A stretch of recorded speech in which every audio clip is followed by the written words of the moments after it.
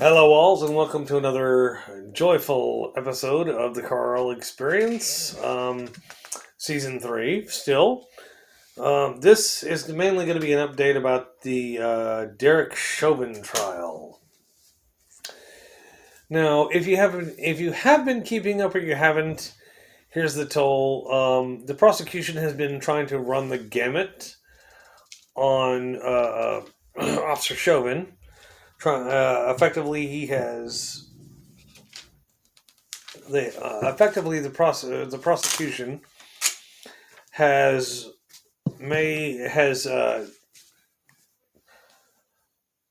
done a situation where they create umbrage between what I would assume would be the officers and the regular cops. The reason I say umbrage is because certain members have been turning, and the prosecution has been using their own experts, like a pulmonary specialist, use of force expert. Well, today, the defense, Derek Chauvin's lawyer, decided to call up their first witness that I'm aware of. It may have been the second witness. I'm not sure. I didn't watch the entire thing. I got kind of busy today with my own stuff. But they called a witness today that I got to listen to. His name is Barry Brodd, Barrybrodd.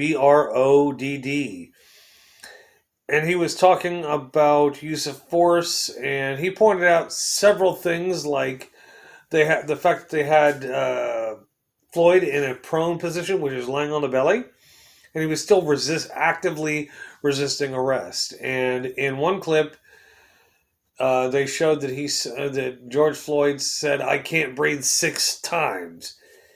If you can't breathe, how do you say it 6 times? I'm only pointing out the logic.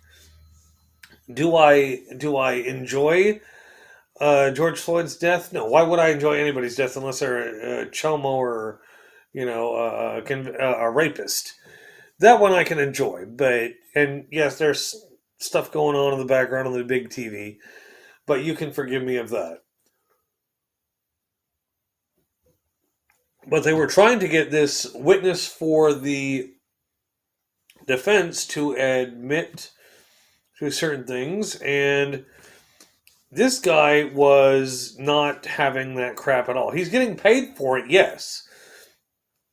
But at the same time, when the video is showed in context, not just one frame or one zoomed in clip of something anally specific, like they were showing him clips of George Floyd on his belly in prone position, still kicking and trying to get the hell out. And that picture that they show of Chauvin's foot rising off the ground, unless I'm mistaken, that was during one of the times where Floyd was trying to get up, get out, whatever. He wasn't dying. He kept on saying, "I can't breathe, I can't breathe." You don't keep saying you can't breathe if you can't breathe. If you say it like 3 times and then you go limp, people will notice that. If you say it 27 times, the cops just get tired of hearing about it.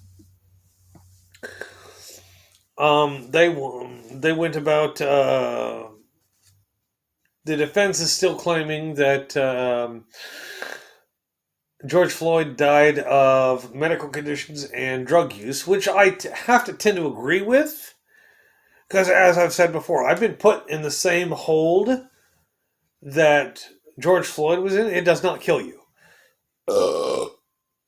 When you're in that position, excuse me for the belch, but in that position, if you're getting your neck stepped on and you can't get out of it within, say 30 seconds, typically you give the hell up. You go limp. Not because you're dead, but because you want them to stop it. Whether the rest of you agree or not is not my concern. My duty is to just report what I observed and witnessed. And this guy was seriously not letting them put him in a corner and then making him agree with him. He's like, this position wouldn't necessarily have killed him. And he literally went there. And then they were talking on the post-witness deliberation They were going to give the jury the ability to watch whatever tape they were talking about. They were talking about a certain tape and then being able to use the recorder device or whatever to zoom in on stuff. And the prosecution is like, no, the video's there by itself, doesn't need that crap. And I believe it wrong for them to just, well, you get to look at this. We went through and cherry picked every little damn detail. We wanted to tell our narrative. Well, why shouldn't the jury be able to go through each little bit of data, whatever, and make a logical conclusion from that? I think it's a little messed up. I think the defense is doing an awesome job of rolling some of the experts, the so-called experts, rolling them because apparently some of the experts aren't able to draw the right conclusion because they're not pathologists, like the guy who did the autopsy on George Floyd. Okay, as a side note, I want to go to this weird story, okay? Or this weird tangent. Okay, I have this knife, USMC, flip knife, love it, it's awesome. But this last weekend when my daughter was being dropped off on Sunday, her great-grandmother apparently found this knife. What intrigues me about this is, well, for one, it's over-tightened. Yeah, I'm talking seriously. It's over-tightened. It only goes that far. And I'm pretty damn good with knives. This knife, also, it's an M-Tech knife. I don't know if you can read that, but I'm trying to give you a little better view. This knife, I've actually owned this exact kind of knife. I don't think I've had one in about a year and a half, 2 years, something like that. But she said I could have it because she didn't know how to do it, anything with it. Now I do. I got to loosen the tightening screw up there so it slides. I just thought that was funny that I managed to get a knife exactly the same kind as what I've lost. I've lost 2 of these kind of knives before. I'm not sure why. I'm not sure if my daughter Brianna took it and did whatever with it. I'm not accusing her. I'm just saying the timing is a little coincidental. But now I've got this type of knife again. No worries. It's not accusatory. Okay, now to the rather sad part of this podcast. I have to say it in a somber tone because it deserves a somber tone. 10 miles away from the court, another black man got shot 2 days ago. He was pulled over by I think they said a 16 or 21 year veteran female officer. And she has put in her resignation. She's tendered her resignation. It hasn't been accepted, and her boss tendered his resignation as well. I don't know if that's been accepted. I'm assuming it has. Here's the skinny you need to know. This guy, this kid. Well, I can't call him a kid. He's a young black man. How about that? This young black man was pulled over, and he ended up having an active warrant. And in most states, when you have an active warrant, you don't just get a ticket. You go to jail. They put the handcuffs on you, and you go to jail. And they're not going to tell you what what you're being arrested for until you're out of the car. He wanted to know all this information while I was on the phone with his mom. Then, in the video, it clearly, I have watched the video like 6 times today on each newscast, and I'm frankly fucking tired of this race baiting shit. But this guy they tell me, apparently they say something. He ducks into his car trying to take off again, and the officer apparently yells, "Taser, taser," and it ends up being her gun. Horrific accident. Now I'm not excusing her full responsibility, but he was trying to evade police. He was resisting arrest. She said taser, she accidentally shot him. I get the accidental part. I also feel the family's pain of him being accidentally shot. It should not have happened, but it's a freak accident. It does happen. Anybody who says she intentionally went out to fucking kill him is full of shit. And you honestly need to get a fucking life if you think that she was out to fucking kill him. No. Pure accident. She fucking resigned as a result of this. She is trying to put in her resignation. It hasn't been accepted by whoever. But even her boss did. When your community is that fucking low, is where you have to resign because you made a mistake. What I want to know is, why did he fucking try to duck from the cops? Why did he try to evade arrest? Why did he try to speed off? He had an active warrant. In most places that I'm aware of, and I'm not aware of all 50 states, but as far as I'm aware, when they have an active warrant on you and they find you, they arrest you. They put those bracelets on for a fucking reason. Evading arrest only gives you more time. And no, I'm not trying to be insensitive. I'm literally trying to see this through a non-biased approach.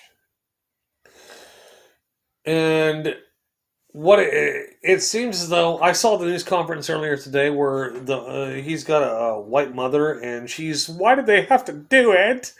Why was your son trying to evade arrest? Why was he trying to get away? Well, he was afraid he was going to get shot. He ran away. That forced them to do something else. What happened to him? Just, okay, please lock my door, put my keys in my jacket, somebody come pick it up. That's not fucking hard. The hard part is trying to evade the police, have them pull a weapon out on you, taser, gun, whatever, and them shooting you. And the lawyer, it looks a lot like the lawyer for the Floyd family. Why didn't they give him a ticket? Because in certain states, there is no fucking ticket to be given.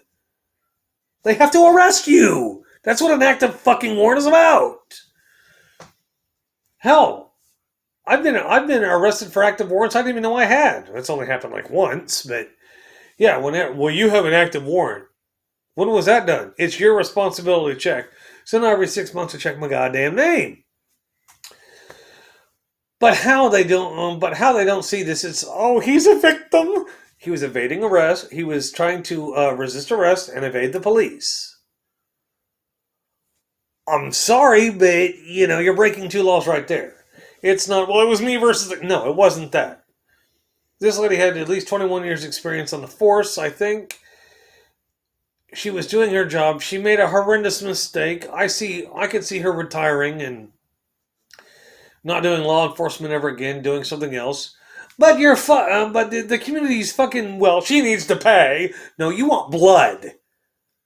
Quite frankly, that's all the community fucking wants is cop blood. They want a cop to fucking fry. They want a cop to die to rot in jail. That's all they want. They want to see cops suffer.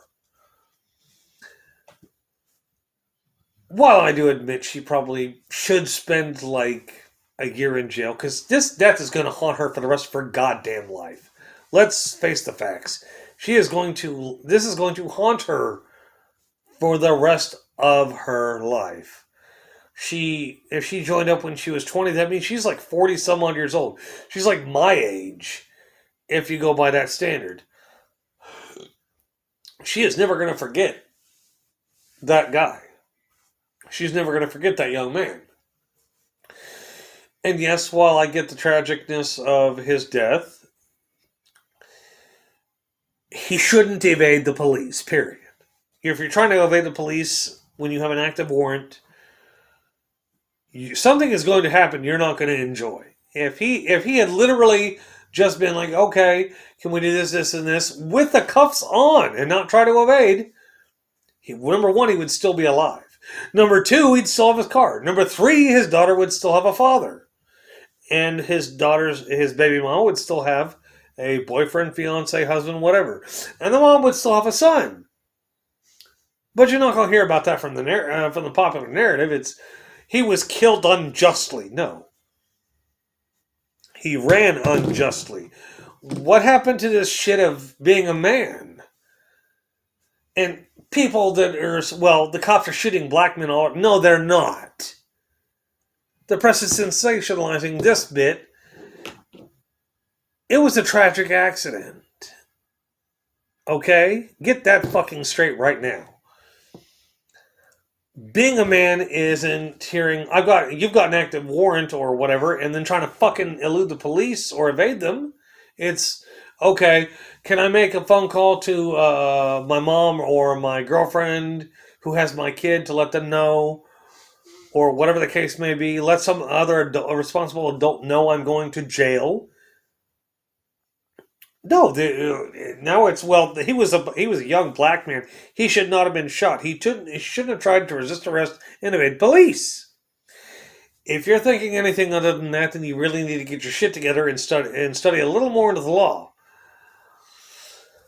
But anyway, this video was a lot longer than I already thought it would be. I was going to end it on 10 minutes. It's now 16. But that's my update. I'm hoping to hear more of this trial tomorrow and see what bubbles up. And yeah, you guys have a great night. I will keep you apprised of any huge cases if I can. So y'all have a good night. Peace out and have fun. This is the Carl Experience. Keep listening. Bye-bye.